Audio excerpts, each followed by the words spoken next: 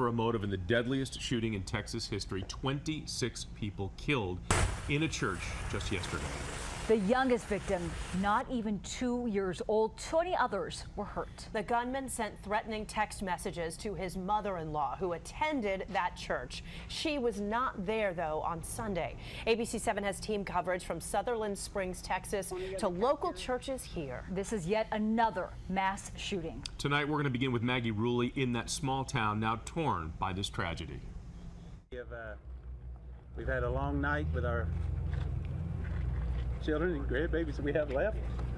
Just one day after losing his 14-year-old daughter in the worst mass shooting in Texas history, Pastor Pomeroy and his wife encourage others to seek comfort in each other. We laughed together, we cried together, and we worshiped together.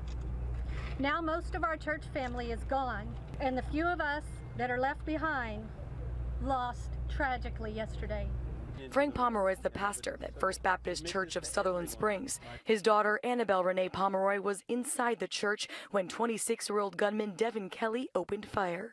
We have 6 ambulances en route. The shooter was able to fire off multiple rounds on his automatic weapon, killing at least 26, many children, some as young as 18 months. There was 3 firearms that had been recovered. Authorities now believe the attack was fueled by a domestic dispute. The suspect's mother-in-law attended this church. We know that he had made threatening texts. Kelly has previously served a year in prison following a court-martial for assault on his spouse and her 11-month-old child. He received a bad conduct discharge from the Air Force in 2014. The nature of the charge should have prevented him from obtaining a weapon, and authorities confirm Kelly did not have a license to carry. For the past 6 weeks, Kelly was working as the manager at an RV park nearby.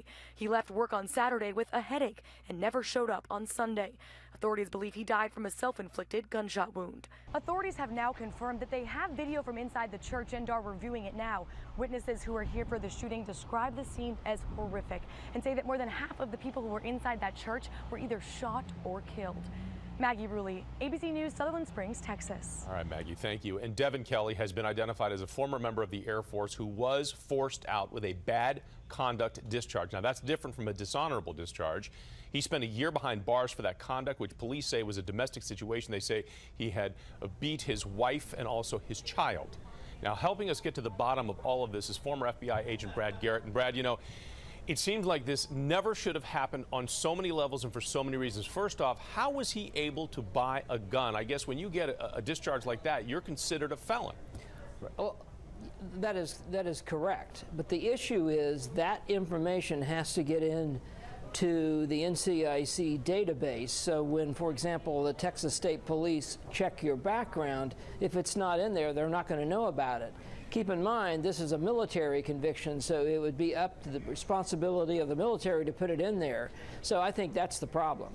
The other issue when you look at this is there were warning signs. This was not an individual that was below radar. There were all kinds of warning signs. Why wasn't somebody notified earlier about the possibility of this guy going off the edge? This happens almost, with the exception of Stephen Paddock at